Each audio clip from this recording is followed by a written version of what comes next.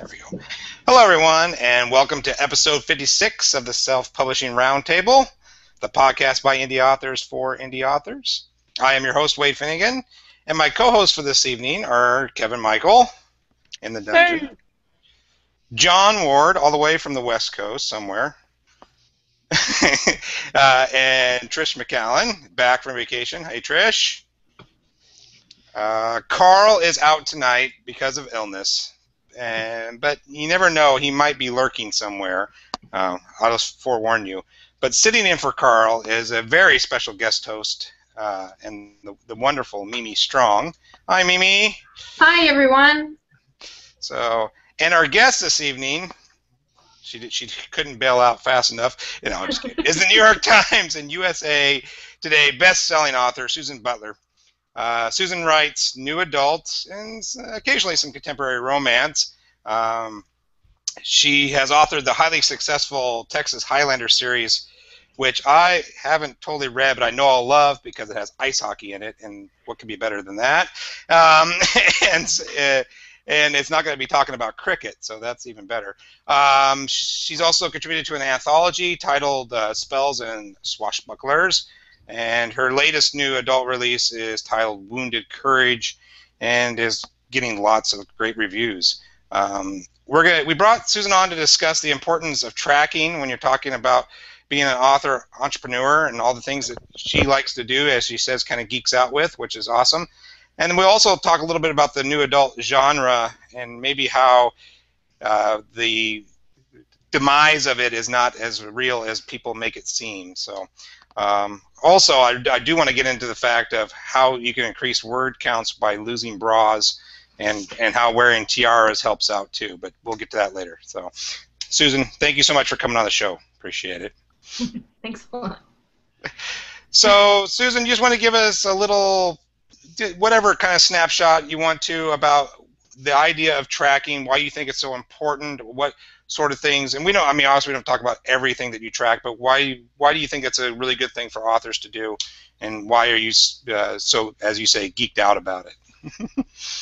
Well, it's not just an author thing. Anything that any business that you run, you want to know how it's going, or know the particulars of it, sales, productivity, I think when I was managing a restaurant, I used to keep charts of food and labor costs, so it's just a matter of knowing your business and knowing how to where to improve or where to cut back. So. Well, I have a question. Can I jump in here, Wade? Yeah, go ahead, Mimi. Suzan, according to your video diary on your website, you're handwriting this. Yes, I am. Now, your daily goal is 5,000 words, and you're handwriting. So, are you counting the words? Like 1, 2, 3, 4? No. I just kind of write it, and then I use Dragon to kind of type it into the computer later, and then that kind of tells me the word count. I don't know. I'm saying that I'm writing 5,000 words, but it's probably not. But I'm getting a good amount done, so. You could probably estimate like 250 a page or something like that. Yeah. Yeah, I never do that, but that's a good idea. I probably should. What made you decide to handwrite? Honestly, I started it when I was out at my kids' karate class. I started writing then, and then I didn't have my computer with me, so I was just handwriting it. And then, it does make me slow down a little bit, which I tend to not, and then I screw up stuff.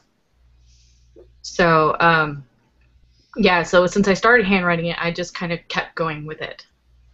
It feels nice though, doesn't it? Like if I get stuck, I'll lay down on my bed and I'll just lay on my stomach and write, and it kind of puts you in that state of mind like when you were a teenager and you'd write all those long letters to your friends. Absolutely.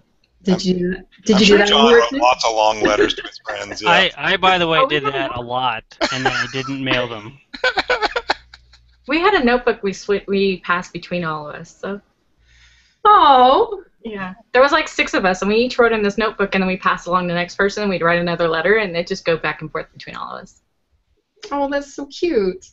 I saw a movie about that, except it had to do with blue jeans. Yeah, you're thinking Family Pants. That sounds like a multi-author box set in waiting right there. I have a question for you. You write both hockey romance and military romance. Did you do that because you love the genres, or partly because they were hot genres at the time, or kind of combination, or?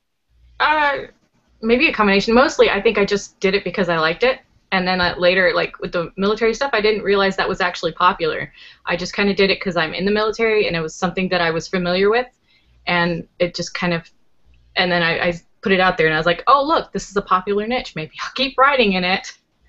So the hockey is pure love. I'm not going to lie. Yes. Yes. That's true story. That's how I found Susan, because she tweeted about, I think it was a Dallas Stars game. Probably. Yeah, and so I found it that way. But aside, so when you're talking about starting to track some of the things, like the other day with our tweets, you're talking about profit and loss and stuff like that. What sort of things are you looking at? What are your categories, and how do you kind of break that down? In the profit and loss sheet? Yeah, and sure. when you're tracking your favorite thing, money, right? That's what I do like money. Well, that one is mainly just it's a big overview of everything, and it is broken down. Like I have a big one that's everything the whole year, and then I have one that's broken down by month, and I have expenses in one table, and then income in the other, and then the expenses are broken down as like advertising, and then that's broken down further into like digital ads or Facebook ads or swag, or and then I have a site, a place for websites and travel, conferences, office supplies. I mean, all kinds of stuff for the expenses. I have a feeling that maybe I'm assuming because I'm like this, but I have a feeling a lot of authors just kind of lump in.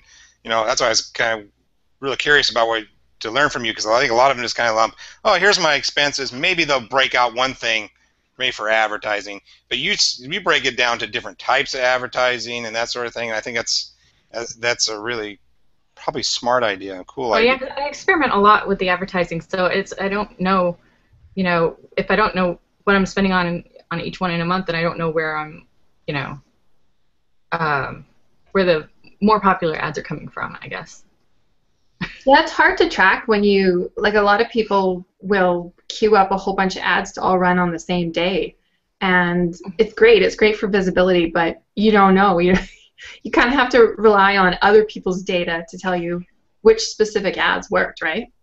Yeah, that $100 ad might have done nothing, but maybe the $5 ad just totally boosted me beyond belief. But I wouldn't know unless I was doing. I do a lot of like the split testing where I have one, I have one book doing this thing or one book doing this thing, and they're doing two different things, so I know kind of what's the effectiveness is going. Yeah. Wow, I'm totally tongue-tied right now. I'm so sorry. Probably should have had that bottle of wine earlier. I'll get right into the hard-hitting questions then. We briefly did some wild speculation about Kindle Unlimited last week.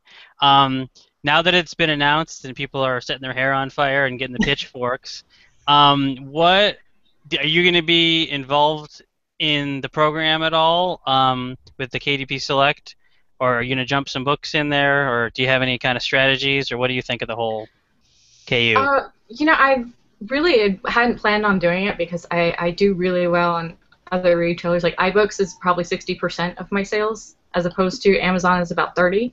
So I don't. Yeah, Amazon doesn't really. Yeah, no. No, that's like no-brainer. No, you can't. You can't do Select. Forget it. I briefly thought about it, but maybe like a short story, like just an Amazon thing. But yeah. No, if you're doing that well on iTunes, that's kind of a no-brainer, isn't it, guys? Yeah, but not too many we've had on of doing that well on iTunes, so that. No. Yeah, I don't know how it happened.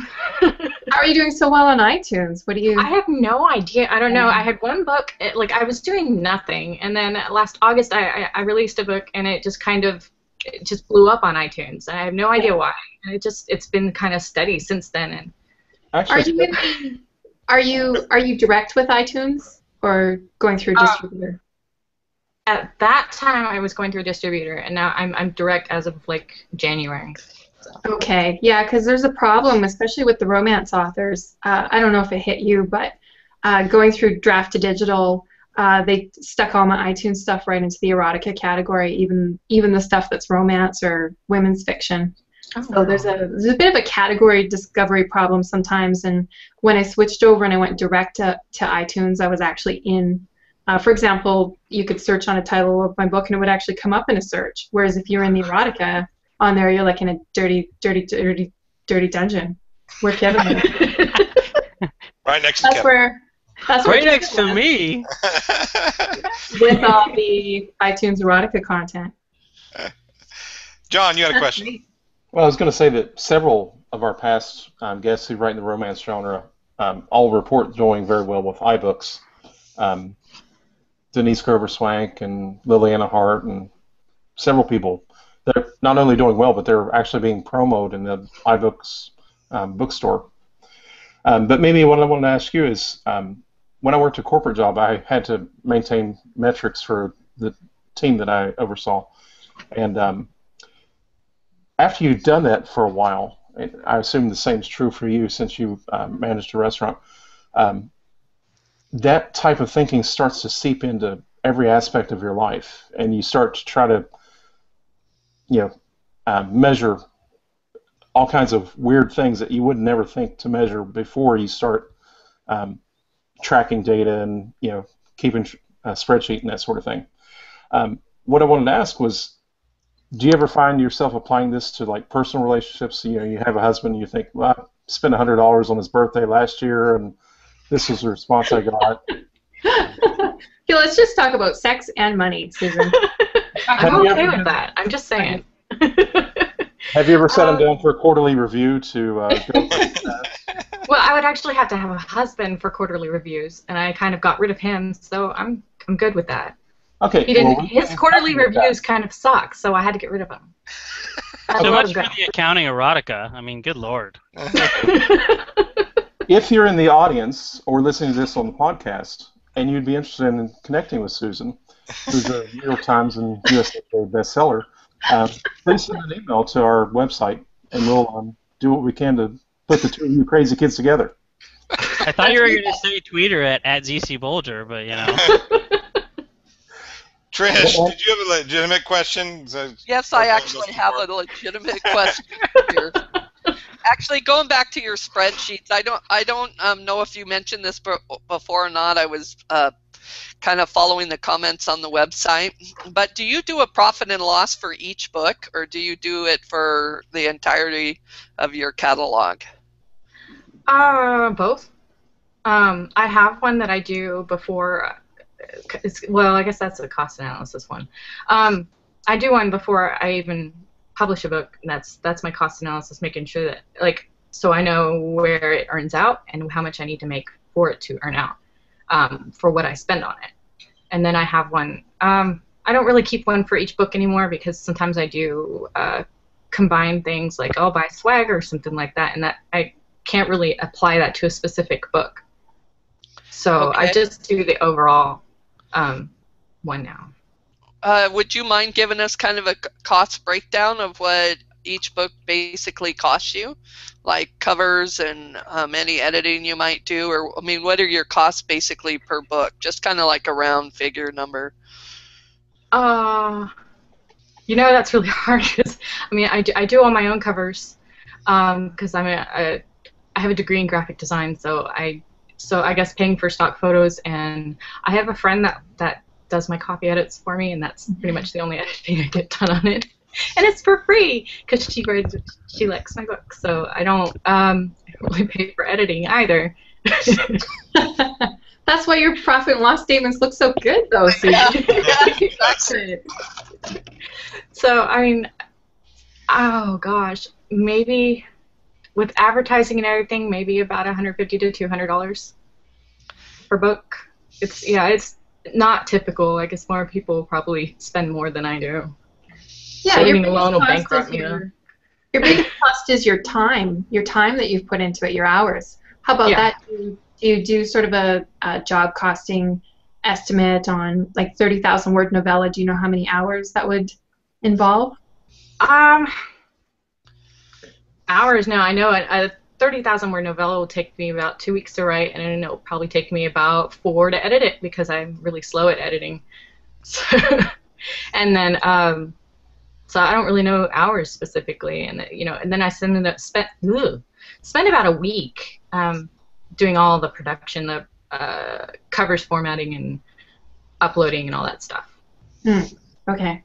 But you probably have an idea. You could probably work it out though, like when you're doing your fast drafting. Well, you're on day 3 of fast drafting today, right? I think today's actually 4. I just forgot to do a video yesterday. Oh, okay. So, Well, yeah. Nobody wants to watch those anyway. They're scary.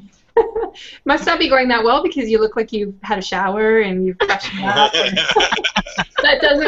It doesn't look at all like day 4 to me. I don't know, like I don't see it broken in the background. Not yet. See me in about a week. Yeah, because the first 3 or 4 days I'm pretty much doing everything but writing. Right. It's bad with the whole procrastination thing. And then after that, once I get into the groove of it, I'll actually, forget that people exist. So. That's good. Yeah, none of us are procrastinators, right, Wade? Yeah. Oh, No. I don't know about you, but I block my internet overnight, so I got a lot of stuff done when I'm chained to my treadmill desk. No, you just don't go on because your favorite people aren't on until 2 o'clock. We I don't started have this the willpower to turn off my podcast internet. with procrastinating. Yeah. Hey, Mimi, I wanted to ask you, if you're not Susan? You mean Susan? All right, Susan. I'm gonna get you. Mimi, I'm done talking to you. If you're not paying for covers and you're not paying for editing, what data are you tracking? You're tracking advertising costs. What else? For costs alone, or like everything that I track? Anything that would be germane to the podcast. We don't really need to know about tracking the cost of toilet paper or something unless you use that for writing. But. Like babysitters for your kids, or are they old enough they don't need babysitting? Oh, yeah, I don't really do that either. 'Cause I yell at them, and that's enough to make them shut up. Okay, they're big enough. My oldest is almost 14, and my youngest is it's 12 today, actually. So I tell them to go make sandwiches and go outside for a while, and that's, or go play on the computer. They like Minecraft, so they do that, too. I can get them out of my hair. They're at the point. I can get them out of my hair.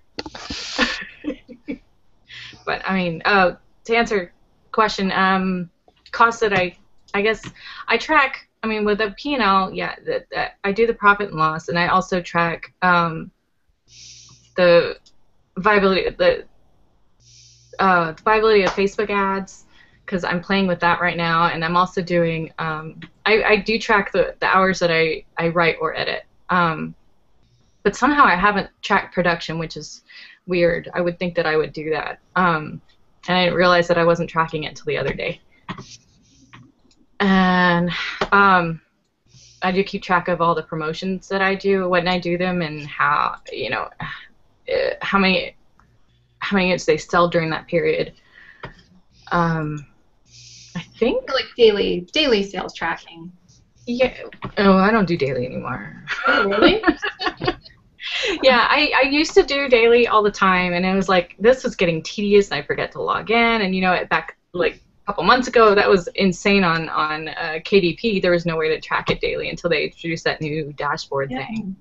That's crazy. I think a lot of us probably track it 20 times a day, maybe. Oh, I do. Stock the Author Central.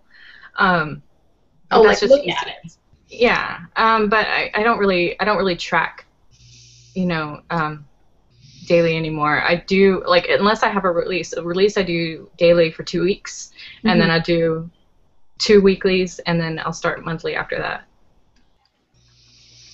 I think that's all. I don't know. I probably track more stuff, and I'm not thinking of it right now. My entire life is in spreadsheets. I don't know. I like it. Okay, Trish, I know you got a question, but I just wanted to ask, do you have any programs that you recommend that you use, or do you just do everything in spreadsheets, Excel, or do you have some programs that you use? Mostly Excel. I also use TrackerBox to do the sales, because I was too lazy to actually move it into Excel from the royalty sheets and stuff like that. So I use TrackerBox, and that calculates all that for me. If I need the figures or whatever, I'm going to TrackerBox, get the number, and plug it into spreadsheets. So promotions are pretty much the only thing that I have in Excel right now. That's interesting and leads right into my question, which is about the promotions you've done. With the exception of BookBub, because everybody knows how awesome BookBub is, what have you found to be the most, you know, the ones that have had the most effect for sales for you? And not just with the paid ads, but like if you're doing box sets or if you're putting a book free. I mean, just overall, what are you finding to be the most effective when it comes to selling your books? Yeah, I really haven't done a whole lot of paid advertising. I mean, I've done some, like I've done ENT a couple of times and always have really good results from them. I'm starting My Romance Reads, but I don't really have results from that yet. Hasn't really gone live. I don't think, yeah. I know we did a whole bunch for the Seals box set, but I can't remember which ones they were. But I know that ENT was really effective, and My Romance Reads, I think, did okay. And Kindle Tips and Tricks was another one that we were on that did pretty good. I actually haven't done a BookBub, so I can't really tell you about that anyway. And then Facebook ads is my other one, so it's. Do you have any advice about Facebook ads? Narrow it as much as possible. I did a really broad one, and it didn't really go over well, and I had a really high click-through rate. But when I narrowed it down into genre and certain countries and then I would put some certain authors as interests, I got a lot better response on those. And do you have any of your books, the first book in the series, free, like perma-free, to try to boost sales in the rest of the series? Have you tried that yet? Here and there, I bump them down to 99 cents. I haven't put it permanently down. Eventually, I'll probably put the first one down to free. I only have like my Lucky 13 series. I'm getting ready to release the book 3 next month, so I don't think it doesn't have enough of a backlist for it yet. So it's still at full price. It hasn't really hurt it being at full price. It's been pretty steady. But I think it would do better if it was lower. And then in the box sets that you've been in, have you seen a conversion rate then to the rest of the books? Any of your other books? Have you noticed readers coming through the box sets? Oh, absolutely. The Seals box that I was in, that one kind of just blew up for me. It more than tripled my newsletter list, and it just I even got some reviews out of that set too, I think. That's awesome. Yeah, you guys did so amazing on that box set. Yeah, it was a lot of fun. It was a great team. So you took a huge risk. I mean, all of you created while everyone else was going around taking their least popular backlist book, and I admit I've done this myself, that's what people were doing. They were putting them into these bundles because they thought, well, I'm not really losing sales. I only sell 2 a day of this book. And you guys went and you wrote all new original content, all 10 of you, all 10 novellas, like over 300,000 words of brand new content, all together for 99 cents. That was a huge risk. And you did it worked out though. Yeah. But I mean, like, now I think it's gonna be more common for people to do that, I think. But it was really groundbreaking at the time for you guys to do that. So congratulations to all of you for being leaders and trendsetters and completely deserving all of the bountiful carryover sales that you got. Dude, I've never been a trendsetter before. That's awesome. Yeah, you and Trish and the other gals. I know some of the gals in the bundle. All really nice ladies. They are. They're awesome. It's important to work with good people, isn't it? Like the sales kind of come and go, but the friends make you smile. Oh yeah, we totally gelled. I mean, that box set, it was amazing. Mostly because we all worked really well together, and we were all business. it just gelled. I don't know. Yeah. It's like the perfect. It was my actually it was my first box set also, so I don't know if I'll, nothing's ever gonna live up to that. I think. Oh no, just keep trying. But I mean, Trish was in that box set, so of course it was great, you know? No, actually, I ended up bailing out of that box set because I didn't have time to write the novella. But I was Okay. originally going to be in on it. Yeah. Oh, that's right. My bad. I'm sorry. It's Oh, just that's that Trish writes the Navy SEALs. Yeah. She would have been a good one. John, you You had a didn't question? think of her. I'm just saying. Maybe we should all write Navy SEALs. Like what is the secret? Is it just finding just the right bumpy cover with the abs and the lighting and the No, it's having the hot alpha male seal. It's the Yeah. secret. The alpha hero. Well, since we've got two alpha male SEAL, Navy SEAL experts here. I should ask both of you, like how nice would be too nice for the alpha male to be? Like if he sang a little song to his kitty cat, would that be bad?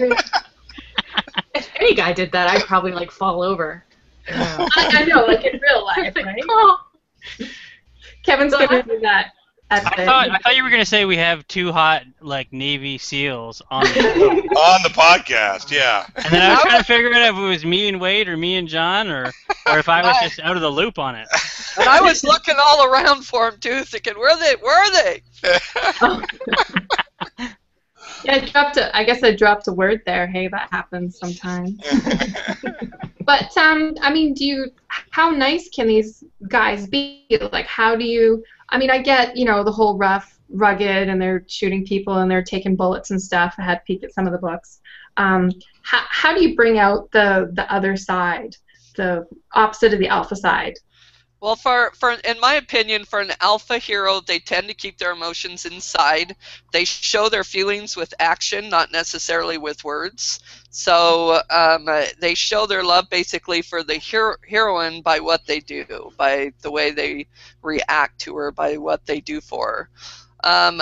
A good example would be that an alpha hero, instead of giving the heroine diamonds and hearts, would buy her brand new, studded snow tires for her car or something like that to make sure she's safe. I mean, hearts and flowers. Very romantic in real life too. Yeah. Yeah.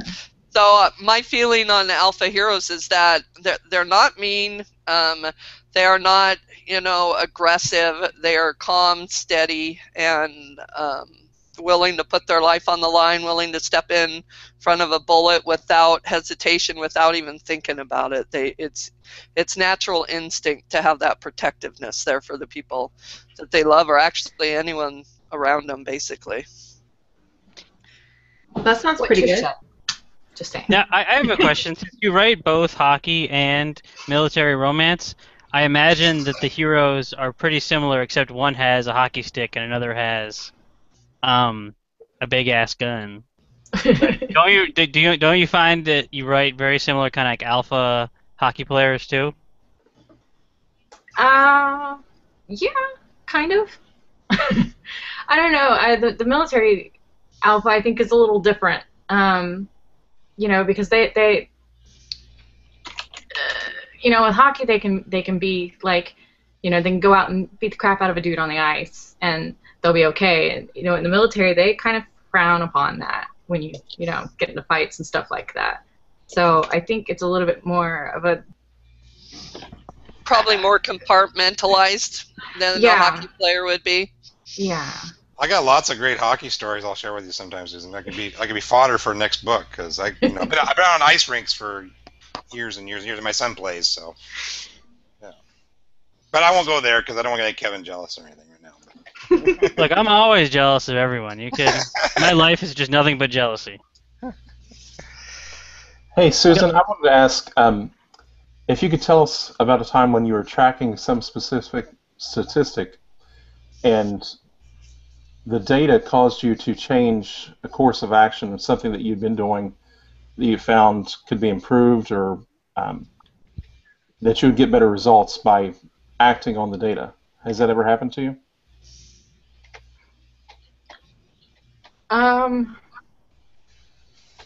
Maybe. I'm trying to think of it if there's a certain instance. A lot of times I'm kind of adjusting the course as I go, and I don't really. They're usually smaller adjustments. I don't really notice that I'm making changes, I guess. Well, like, yeah, I can't remember. Have you decided to extend a series that you thought you were finished, or shorten a series that you thought was going to be longer? Oh, yeah, that I guess. Yeah, I have done that. Like when the military book started coming out, I kind of put the hockey series to the side for a temporary, just to get the rest of the hockey books done first. So, or military books done first, because those kind of just took off out the gate, and I was like, well, there's the money, follow the money. Here I go. Yeah, that's smart. That's exactly what you should do. Look, I gotta fund these conferences I'm going to somehow. Yeah. Now I have a question about. It actually came from the site about mailing lists. What do you do to build your mailing list? And did you happen to put your link at the back of the Navy SEALs box set and get a huge amount of signups?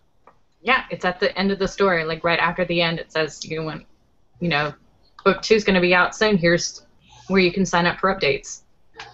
So I had it in the back of the box set, and that's where most of the subscribers came from. 300 or 400 of them, I guess, came from that set. And then I'm actually experimenting with placement on the others. I don't know if I'm trying to see if I want to do it in the front or the back or both. I'm trying to see which one gets more subscribers that way. So I have one book that has a link in both the front and the back, and then one that's in the back, and I'm just kind of gauging where they come from. So I never thought about putting any of that stuff at the front. I get it from the forums, man. I get it from the forums. Which forums? You're on the... I'm on the Romance Divas website, and that's where I got the idea for the playing with the placement for the newsletter. So that's kind of my current experiment right now. Well, one of my current experiments, I guess. I'm always doing something. Do we all say hi to all the Romance Divas who are listening? Little shout out. Hi. By the way, Zoe York called you a tiara-wearing cookie monster, whatever that happens to mean. That's what I put on my thing. On the little label thing, whatever, at the bottom. I don't know. I have a thing for tiaras anyway. I have a collection of them. And I write with one usually if I'm really, into it, so... That makes so much sense, because it's like... characters are so interesting when they have two things that are the opposite. They have, military plus the tiara. That actually makes a lot of sense. That's what I find to be so intriguing about Wade. Yes. He wears a tiara often? While he's playing hockey. Well, I don't play hockey. I just watch hockey, so Now, Trish, did you say there were some comments? Yeah, we've got a lot of comments actually on the website. One of them is a question on how long you've been writing and how many titles you actually have up for sale. I've been running too long. I guess I seriously started writing maybe about 5 years ago. Before that, I just kind of did it for the hell of it.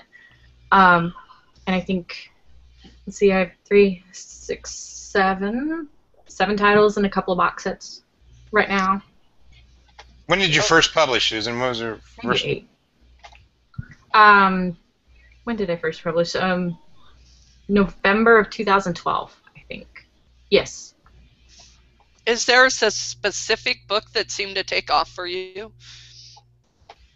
And kind of tagged to that is the question on whether the Seal box set, whether that really kind of launched your career, do you feel, or had you already started taking off before that? No, I think the Seal box set kind of gave me a turning point, because I was doing okay, and then the Seal box set came around, and I'm doing fairly decently now, I guess. I don't think there's really one book. I think it was a matter of me having that first book in the set, and it's kind of driving towards the next 2 books. Okay, that makes sense. I'm going through the comments right now to find the rest of them. I scanned past, so if you guys want to pick up. There's one that just came up from Kate Morgan that said, did Susan start out with a street team to help her with reviews, or did you just get your build it organically through your readers, and how do you get your reviews generally? God, I don't have a street team. I had started. I thought about starting one, and then I was like, you know what, this is too much work, and I'm lazy, so we're just going to do a reader group. So I have a reader group. It's really small. It's maybe like 30 people-ish, 25, 30 people, somewhere in there. But they don't really do, I mean, a couple of them do reviews for me here and there, but that's not really their purpose. We just sit there and talk about shirtless guys and cookies and stuff like that. So they're like your cheerleader squad, and do they beta read for you? Huh?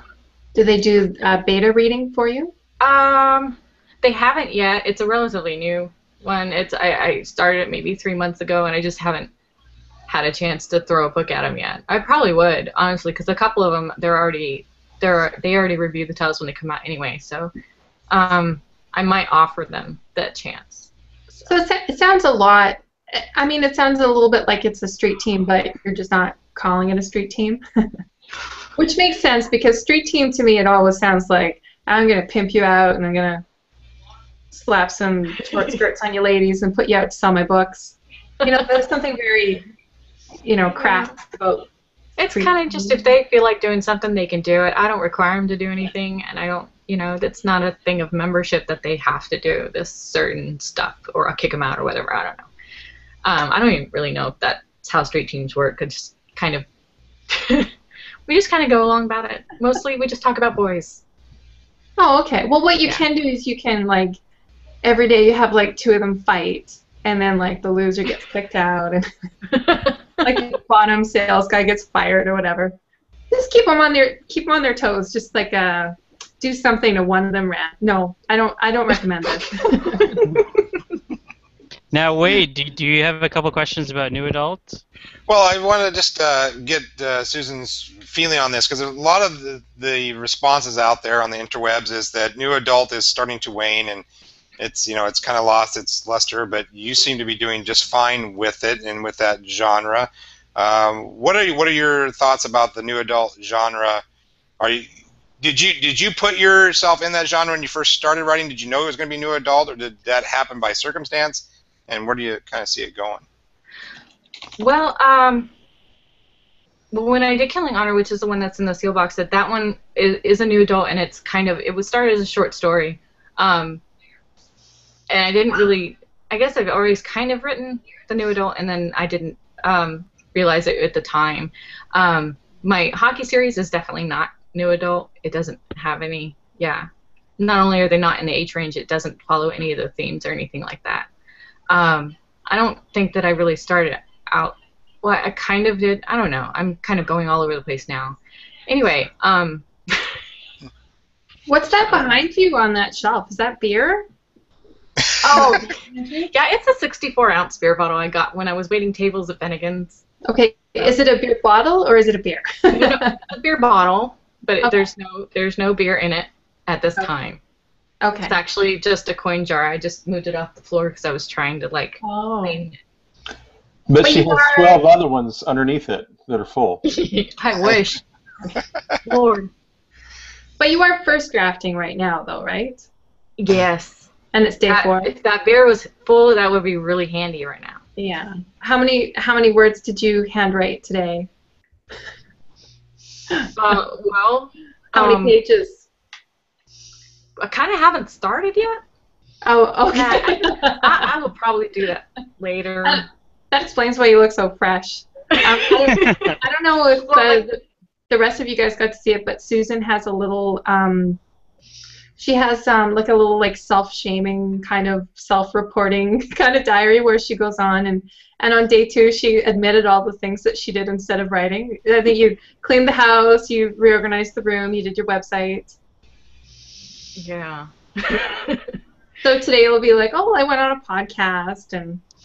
Well, yeah, and actually, my kid had a band concert earlier, so that's really the only reason that I have a face on right now, because I probably would have, I've been in my fat pants and eating cookies or something. I don't know. Yeah. Well, it's How hard. long- It's hard when you have an appointment. Like when How you long have does it something- normally take you to actually write a full novel, Susan? I think you were saying 6 weeks. Yeah. Well, for a novella, it was about 2 weeks for actually just the writing part. So I'd say a novel would probably be about 4 to 6 weeks, and then probably twice that time to actually edit it. Like I said, I really suck at editing.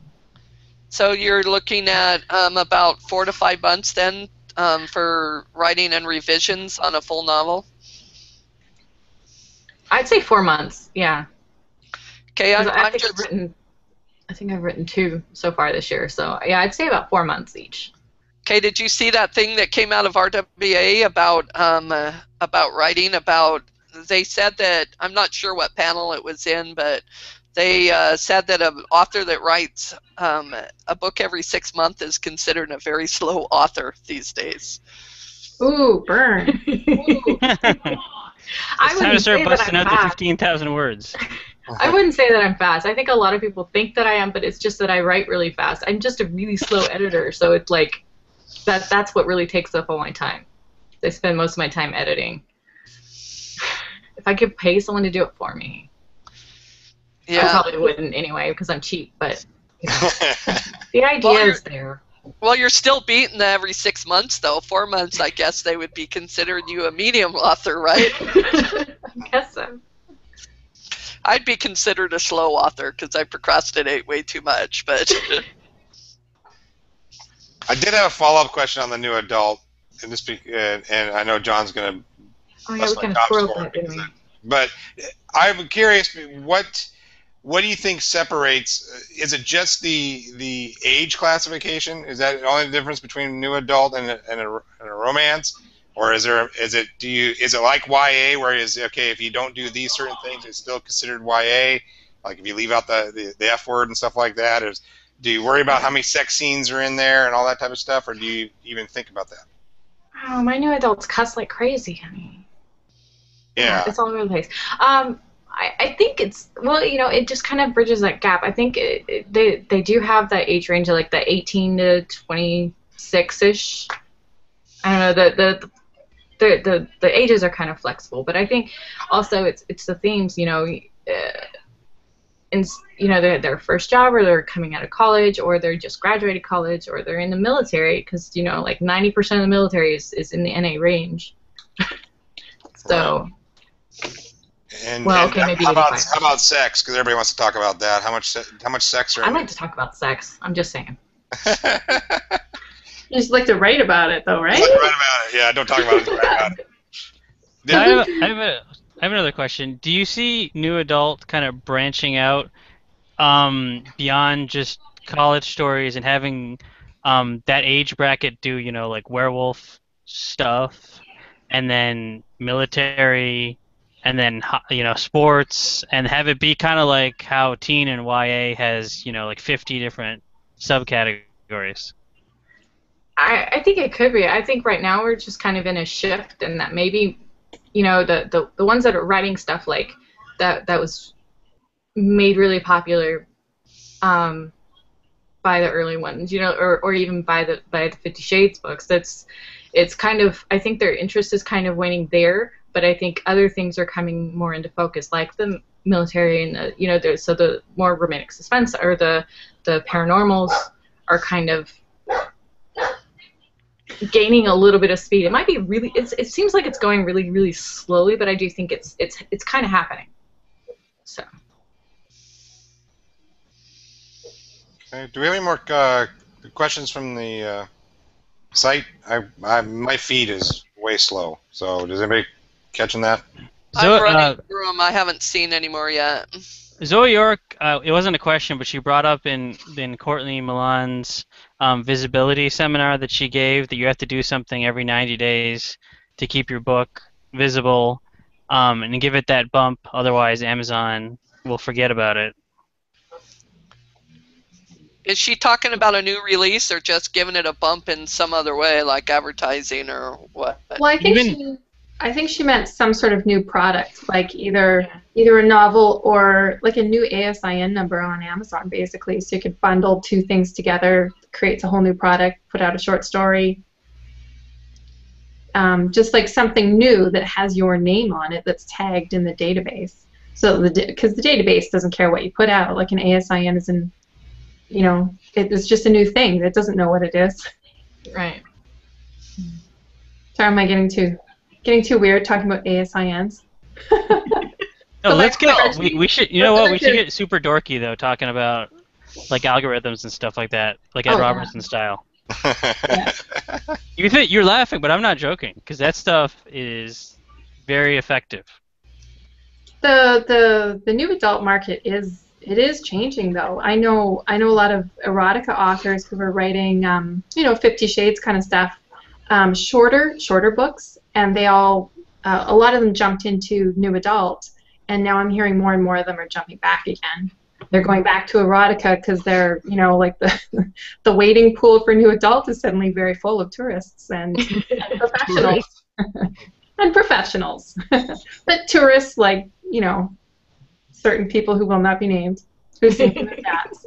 True story. That brings me back, though, to Kindle Unlimited because a lot of people have been speculating that people are going to all of a sudden take their long books and cut them into serials when they weren't really intended to be, just so they could release like a 300-page book as like 10 30-page stories to try to exploit the system. Oh, sure, but that's nothing, Kevin. Have you been in any writing and groups that are doing cross-reading, like a reading club, where people are all in Kindle Unlimited and they're all reading 11% of each other's entire catalogs? I have not seen that, but I'm waiting. I'm sure on Fiverr at some point there's going to be a guy that says, I will read 11% of your entire catalog for... Yeah, like if you have 10 books, I will read 11% of your 10 books for $5. Mm-hmm.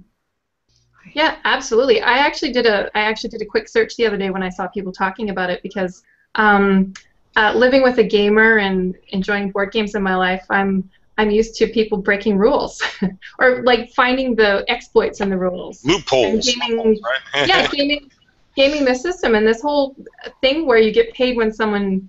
I mean, there's a reason when you go to all you can eat dim someplace that you're not. People abuse stuff, and this Kindle Unlimited is it's ripe for the hacking, as they say. Mark my words. Not that I have anything to do with it. I don't even hardly have any books in there, but I think that there's money to be made. Now, a lot of people think that it's the quantity, like having 10 titles as a kind of a serial.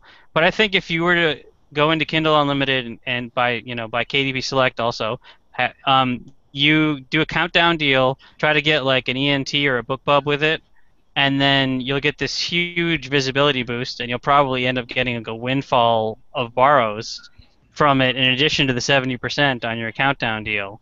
So I think that it's not just like scam artists. There are some people that are probably going to make a lot of money if they're smart with it. And Amazon, I mean, let's face it, they'll react, they'll figure out things, and your scams and your gaming the system won't last very long. I highly doubt. So. I know, but if you're an erotica writer, though, it's almost perfect because by nature, not erotic romance, but just straight up erotica. Most of those stories are about 20 pages anyway. Mm-hmm. So you could just launch like 30 of your stories on there and make a killing. Oh, it's happening. It's happening right now. People are doing the... anyways, but here's a list of names. No, just kidding. These are the people making a killing. But also, if you were to do like a free run... I'm sure they're reading the stories and having a hell of a good time. Like, you could read, you could read like $300 worth of premium top-shelf erotica in 24 hours. Then you would go blind because that's what happens. Unless it's Carl Sinclair or Jay Chastain erotica, in which case it'll be like the best day of your life. That'd be a pretty fun brag. Hey, get on Facebook and be like promoting Kindle Unlimited as like their unofficial their spokespervert. Nice. Oh, that's so good. Just get on there and be like, yeah, I read like $400 worth of like premium. Anyways, but I digress. See, this is what happens when you start talking about sex. That's right. I sold 200 Kindle Unlimited subscriptions with that plug. Yes. Like you no probably one's did. even listening right now. They're just like, where? Kindle Unlimited? What? I love how she has a rating system too. It's not just erotica stories. It's premium. It's the good stuff. Well, you don't have to. The thing about the Kindle Unlimited though is it's like all you can eat at the sushi place. You're gonna order the salmon skin. You're not gonna have like fried eggplant. Like you're not gonna go for the 99-cent books, right? Well, it depends on the quality. I still think that, for example, I know that like Darren Wearmouth and Colin Barnes are both in Kindle Select, and they have a book that's 99 cents, and it's like 300 pages. I think that if you have a lot of reviews and a lot of visibility, you're still going to win out over the people with like 30 tiny 15-page stories, as long as you do your e-reader news today and then all the different promos with it, or even like a massive free run. Now a lot of people are really kind of freaking out about Kindle Unlimited, but there's going to be probably like 5 or 10 people that are going to make serious money. Mm-hmm. Well, I will say that they've got all the Amazon publishing books in the Kindle Unlimited, and the minute that thing hit, my rank just shot down because of all the borrows. Mm. I've been averaging about 3 times the borrows since that program went in. So, and keeping in mind that every borrow counts as a sale, so those borrows are applied towards your rank, which shoots you straight up the visibility list. Yeah, that's the one huge benefit right now, is that Amazon hasn't compensated for that yet. Because like once they start treating a borrow as less than one whole sale, if they start treating it like half a sale, but I got jumped by about 10 people that were in Kindle Select the other day, and I thought, damn it, I got to get in Kindle Select again. What do you mean you got jumped? Well, I was selling the same amount of books, Yeah. and my ranking, instead of being 15 in my subcategory, all of a sudden I was like 25, and all the 10 people that got ahead of me were all in Kindle Select, and they had obviously gotten a bunch of borrows. Right. And that boosted me on all of the genre lists that my book was on. It's back on the romantic suspense, it's back on military, it's back on series, it's back in the on all of the lists again.